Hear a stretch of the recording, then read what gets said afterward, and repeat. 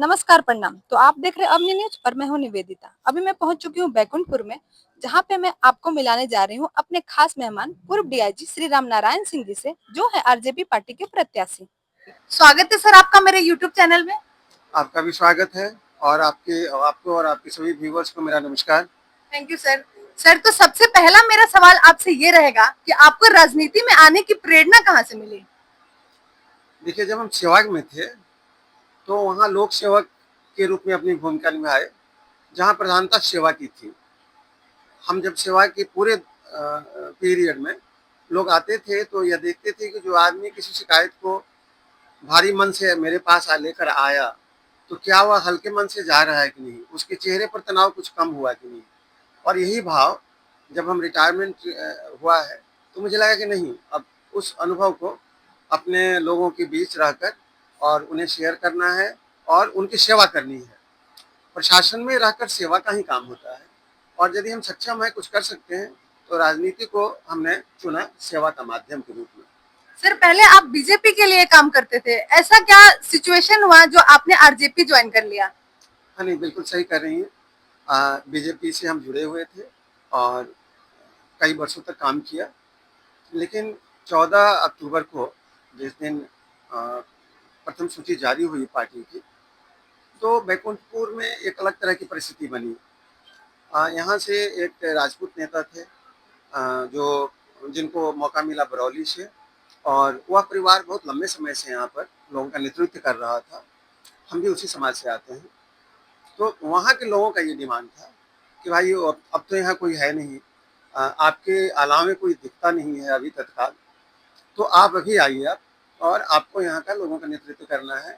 उनके बीच आकर आप काम कीजिए, आप यहाँ पहले से काम किए हैं, हम सब आपके साथ हैं। मुझे लगा कि नई बदली हुई परिस्थिति में मुझे यहाँ आना चाहिए और तब मुझे आना पड़ा यहाँ हमारे। सर, आपकी पार्टी बिल्कुल नहीं है, तो आपको इस चुनाव में कौन-कौन सी चुनौतियों का सामना करना पड़ सकता है? मुझे पार्टी के तौर पर कोई चुनौती नहीं है। पार्टी मेरी बिल्कुल नहीं है। बिहार में प्रथम बार इस बार के असेंबली इलेक्शन में सिंबल दिया है, तो पार्टी के नाम पर तो न तो कोई उपलब्धि है और न ही कोई नेगेटिव पॉइंट है। तो हम ये कहेंगे कि ये पार्टी राष्ट्रवादी पार्टी है और राष्ट्रवादी पार्टियां पूरे देश में होनी चाहिए, ज़्यादा से ज़्यादा संख्या में होनी चाहिए, जो देश की अखंडता के लिए, देश की मजबूती के लिए काम करता हो। तो हम ये कहेंगे कि लोग पार्टी से जुड़ें और ऐसी पार्टियों को समर्थन दें जो देश को मजबूती के लिए काम करती हो, और जब देश मजबूत होगा तो हमारे देश की प्रतिष्ठा आगे बढ़ेगी और विश्व में शांति रहेगी। इंडिया मजबूत होगा, हमारी सरकार यहाँ की मजबूत होगी, जिसके लिए राष्ट्रवादी पार्टियां काम कर रही हैं। तो हम विश्व के शांति के लिए काम करेंगे, हमारी वहाँ भूमिका फिर बढ़ जाएगी। सर, आज के जमाना में एक बहुत ही ज्वलंत मुद्दा चल रहा है, जो है जातिवाद। खास करके बात जब राजनीति की होती है तो जातिवाद सबसे पहले आती है। इस मुद्दा पे आपका क्या टिप्पणी रहेगा? जातिवाद राजनीति की एक सच्चाई है और ये केवल बिहार में नहीं, केवल देश में नहीं, देश के बाहर भी जहाँ प्रतिनिधि चुने जाते हैं, वहाँ जाति और उससे संबंधित समाज का महत्व रहता है। लेकिन आप देखेंगे कि ये चीज़ अब कमजोर भी पड़ रहा है। अब विकास का मुद्दा, हमारे समाज की जो समस्याएं हैं, उसके प्रति लोग ज़्यादा गंभीर हैं और उसको लोग तवज्जो दे रहे हैं। तो हम आपके माध्यम से, मुझे मौका यदि आप दिए हैं, तो हम ये कहेंगे कि जात पात से आप ऊपर उठिए और देश के बड़े हित के लिए काम कीजिए, जिसमें देश आगे बढ़ सके, देश को मजबूती मिले। लोग जात पात से निकलें और संगठित होकर देश के लिए काम करें, जात के लिए नहीं चुने, समाज को ध्यान में रखकर और पूरे देश के हित को ध्यान में रखकर, अगली पीढ़ी को ध्यान में रखकर ऐसे प्रतिनिधि का चुनाव करें जो देश के विकास के लिए, देश में अच्छा वातावरण बनाने के लिए काम कर सके। सर, आपके अंदर कौन सा लीडरशिप क्वालिटी है जो आपको और नेताओं से अलग बनाती है? कोई ऐसी क्वालिटी की बात तो हम नहीं कहेंगे, लेकिन हम एक लीडर के रूप में काम किए। हम जहाँ भी काम किए, मेरी पहली पोस्टिंग थी, तो वहाँ भी हजारों लोग मेरे पीछे रहते थे, जिनका हम नेतृत्व करते थे, जिनको सुपरवाइज करते थे। तो ये काम जवाबदेही और काम की वजह से नेचुरल रूप में ग्रो की है। और सर, आप अपना कुछ काम हमारे जनता को बताएंगे कि आपने अपने समाज के लिए कौन-कौन सा काम किया महत्वपूर्ण? समाज का हर काम महत्वपूर्ण है और हम समाज के लिए काम करते थे। यदि हम एसपी के रूप में काम किया तो उस जिला में ये एसपी कभी नहीं कोई सोचता था कि आदमी किस धर्म का है, किस जाति का है, वो सबको एक समान मानकर और एक भाव से, सेवा के भाव से काम करता था। तो वो आगे आगे भी चलेगा। सर आपको क्या लगता है कि पूरे बिहार में अभी बीजेपी आरजेडी की लहर एकदम बहुत जोरों शोर से चल रही है, तो आपके लिए ये नई पार्टी के साथ आना इस बैकुंठपुर के लिए कितना फायदेमंद हो सकता है? जब आप बड़े लोगों के साथ होते हैं मैदान में, ज्यादा शक्तिशाली कोई जवान हो, कोई पहलवान हो और कम हो और यदि लड़ रहा है, तो हौसला अफजाई जनता किसके पक्ष में करती है? जो सबसे ज्यादा बड़ा जो संघर्ष करता होता है। तो हम नए पार्टी के साथ हम संघर्ष कर रहे हैं और मुझे पूरा समर्थन और स्नेह मिल रहा है लोगों का।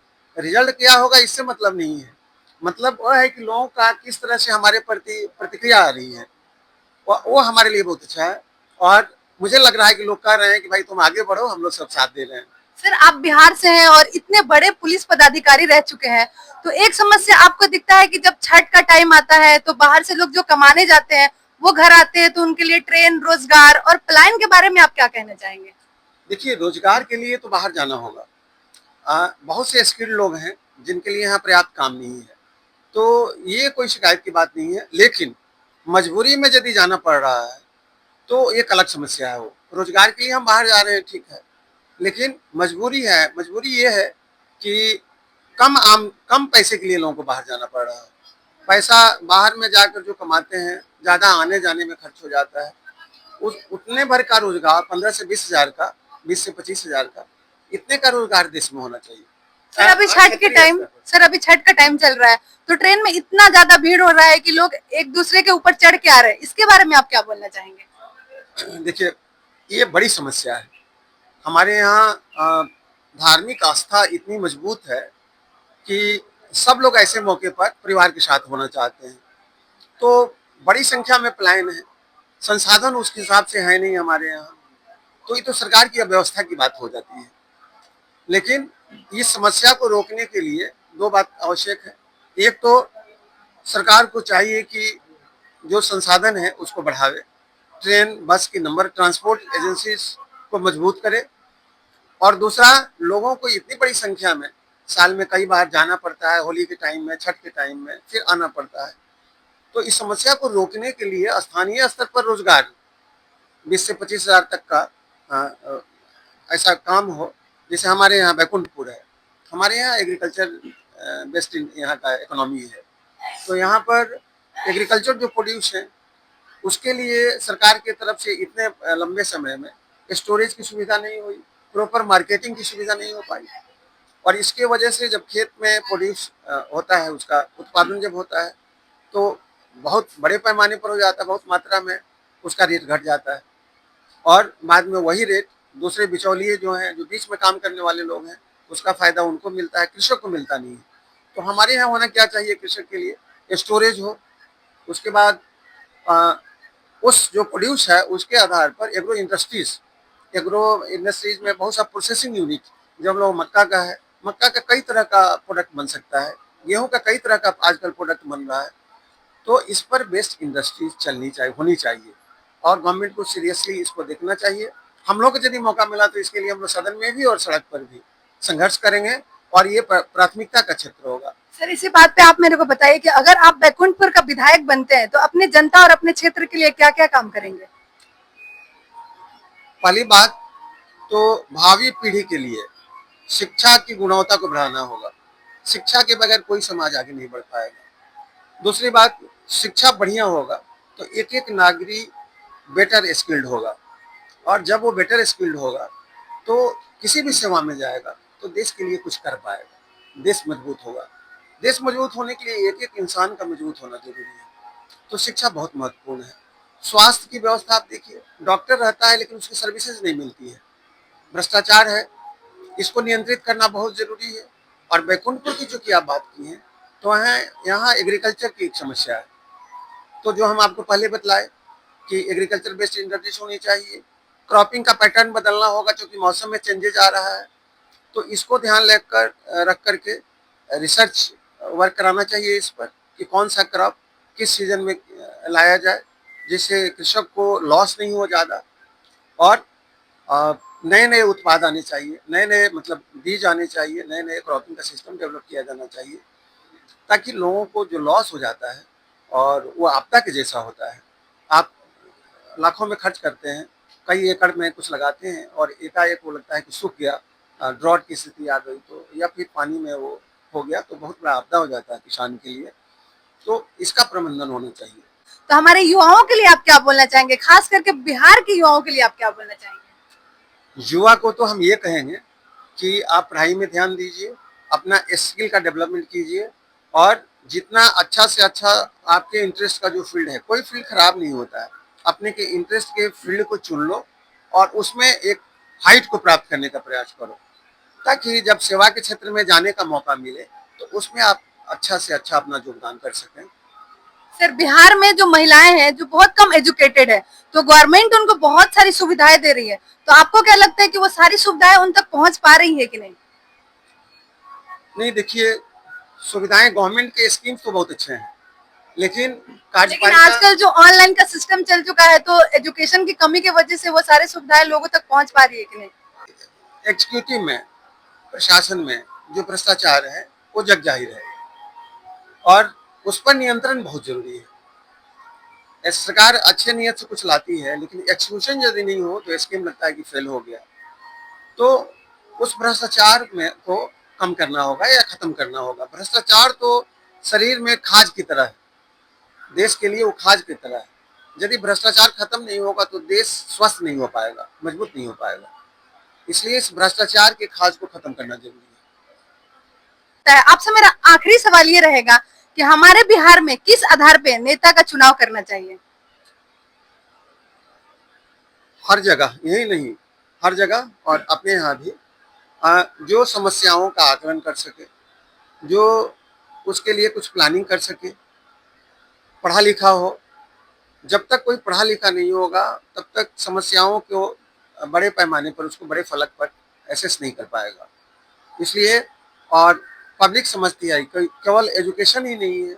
बहुत से हमारे नेता पूर्व में हुए हैं जिनका एजुकेशन तो कम था, क्वालिफिकेशन कम था, डिग्री कम थी, लेकिन उसका सोच का स्तर बहुत अच्छा था।